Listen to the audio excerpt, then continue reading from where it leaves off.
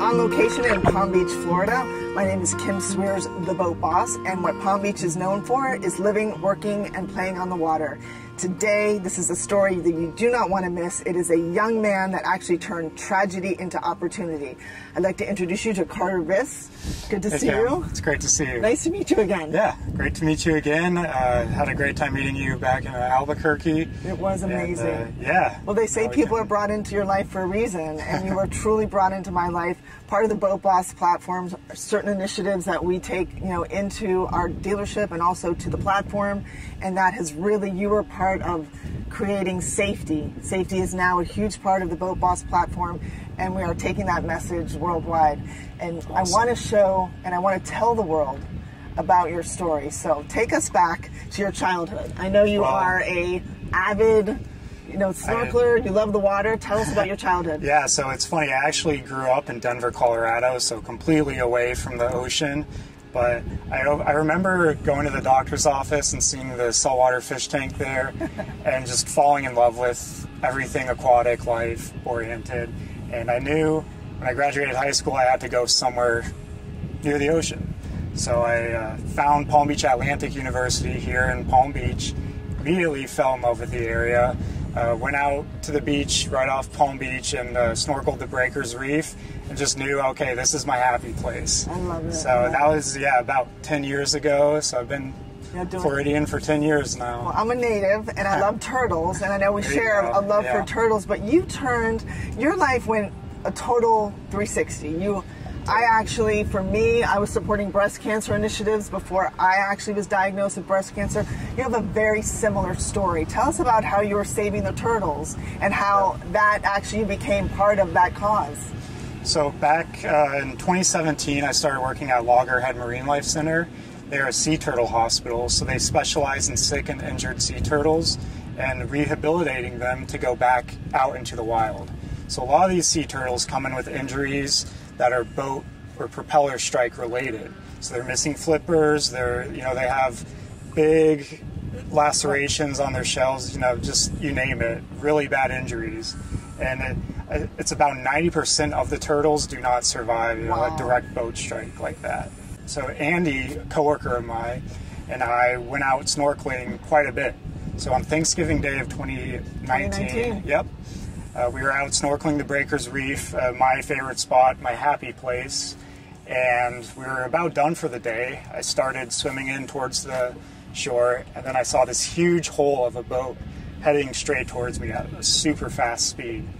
So in just about 2 seconds I had to react. I kind of turned my limbs a bit, make sure whatever was going to get hit, it wasn't my head or my back, or I wouldn't be here, and braced for impact. And the first thing I noticed after the impact happened was that my right arm was gone. I saw it sink down below me onto the reef for a moment there, and also realized I couldn't swim, and there was blood pooling all around me, and noticed both my legs were severely cut by the propellers. Amazing. To the point I couldn't move them, I couldn't swim, so I was drowning basically in my own blood. And thankfully I had a dive buddy with me, Andy. He was first on scene, managed to kind of hold me up out of the water. Thankfully the boat turned around. Yep, they noticed what happened, called 911, turned around and got on the boat. Another kind of like a perfect stranger was out paddleboarding. She just learned how to tie Christine, yes. She just learned how to tie a tourniquet. So a day before, I understand. About a week before, yep. And she tied them around my arms and legs, and I would have bled out right there on the scene if it wasn't for that. But just truly an amazing. It's a remarkable story. Yeah. So take us back to that day. I know we're going to head out there. It's the first time you've been there since really 4 years now. What's going through your mind right now? A lot of excitement, to be honest, because I love that reef. I love the Breakers Reef, and I haven't returned there since the accident, and I'm not going to let a horrible accident really define my outlook on the reef and on the ocean as a whole. Absolutely. So I think this is really a good kind of a cathartic way to heal from this incident and really get back in the water to do what I love. So take us back. Okay, so Andy's on the boat with you, and I understand we're going to talk to Andy in a little bit. Yeah. So Andy's on the boat with you. You're thinking you're going to die. Yep. Tell me what Andy said to you that was so remarkable. Yeah, well, I am in complete panic mode, just screaming, gonna die, and the boat was taking us to the beach, and Andy's kind of just over me trying to comfort me, but nothing's working. And then he just says the simple words that God is here, God is with us, and just that mention of God right there, I felt this indescribable peace come over me. I was looking straight into the sky, a perfect blue sky, and it was a moment when I realized, okay, this is horrible, but God is still in control, and this is all happening for a reason. Absolutely. And I knew then my reason was to survive and to become a big advocate for boating and water safety. Well, they say, there's a saying, 2 best days of your life, the day you were born and the day you know why.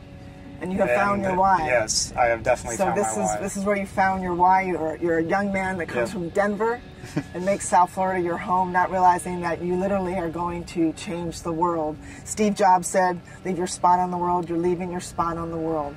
Yep. And now let's talk about what you've created through this pain point that's now become your passion. Let's talk about the 3D dive flag. Yes. So one of the main factors that caused this accident was the lack of visibility from your standard 2-dimensional dive flag.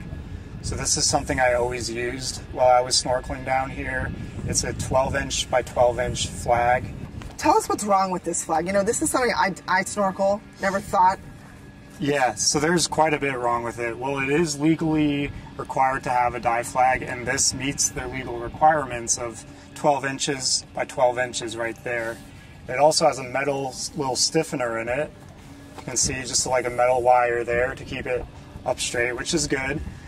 But the problem is when the wind's blowing a certain way, you get that profile from it, which is about, the piece of a paper. It actually looks like a pencil. If you a pencil. Like, no boat can see that if it's going by.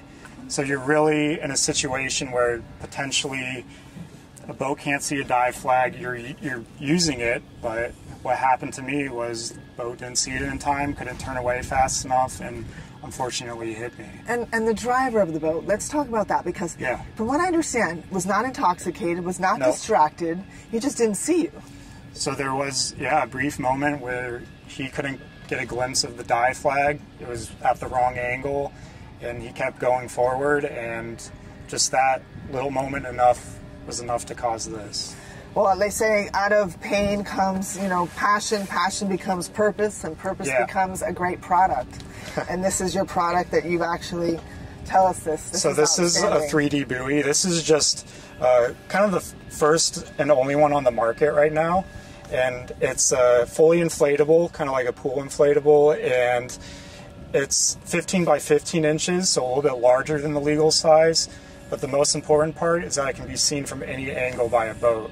There's no situation where you get that thin profile from it. No matter what, you're seeing the diver's down signal, so a boat couldn't miss it. Well, there's a silver lining to everything, Carter, and out of this tragedy, you created your own foundation. I sure did. It's a 501c3 nonprofit, and it's called the Carter Viss Foundation. Its ultimate goal and mission is to help and support other victims of boating incidents like myself. This could be through financial ways or just really being there for the families. As my family was extremely affected by this incident, and the least I can do is help others through the painful trauma this brings. Well, as they say, out of every single situation, you have to search for the message and turn that message into a lesson. And your lesson was really just to help others, paying it forward. You had the right people on the boat that day that were all fighting for you. You had God, obviously your faith, your family. I want to take a minute to talk to the people that were on the boat now and hear what they went through as well. Absolutely.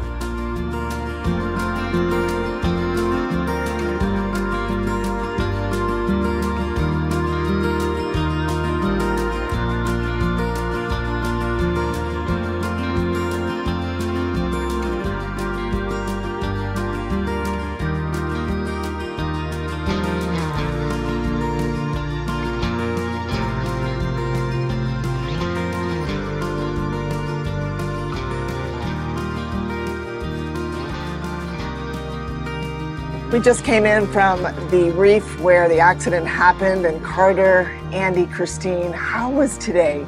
Tell me about the emotions that you felt when you were out there at that one spot, Thanksgiving 2019. Yeah. It was a beautiful experience. I loved everything about it. My only thing is I wanted to stay out there longer.